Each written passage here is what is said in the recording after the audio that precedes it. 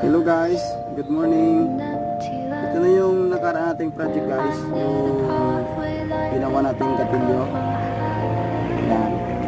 Ano yung ginawa nating lock ang shot natin. At ito na rin yung casing guys na ginawa ko guys. Yan. Nakat ko na siya.